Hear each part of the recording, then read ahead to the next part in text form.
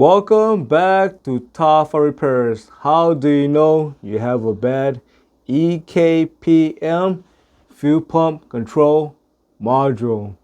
If your vehicle is equipped with a Ekpm fuel pump control module, most likely your vehicle is not going to have a fuel pump relay.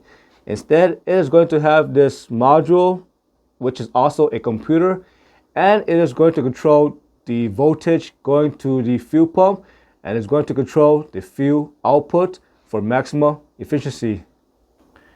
Here is a close-up view of the Ekpm fuel pump control module.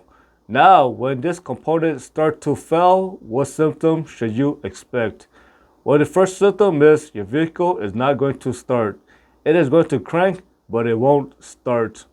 Also, when this module starts to fail, it can cause your vehicle to stall while driving.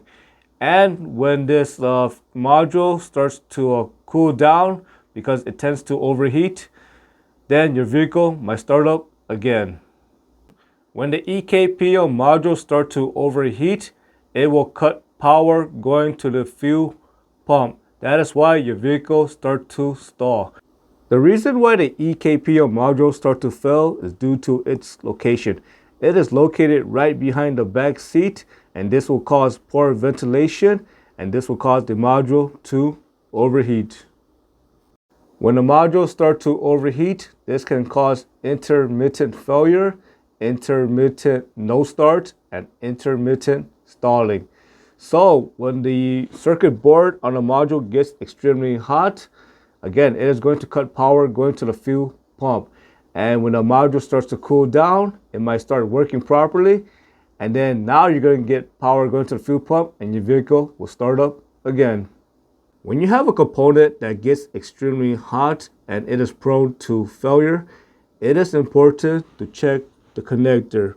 Make sure to check the pin on the connector for discoloration, because if there is sign of discoloration, that means the module and the connector is getting too hot, and this can cause the connector and wire to melt.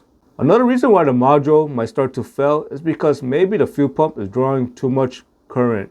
That is why it is important to check the TSB, also known as Technical Service Bulletin, to see if there is an upgrade or a solution to fix this issue.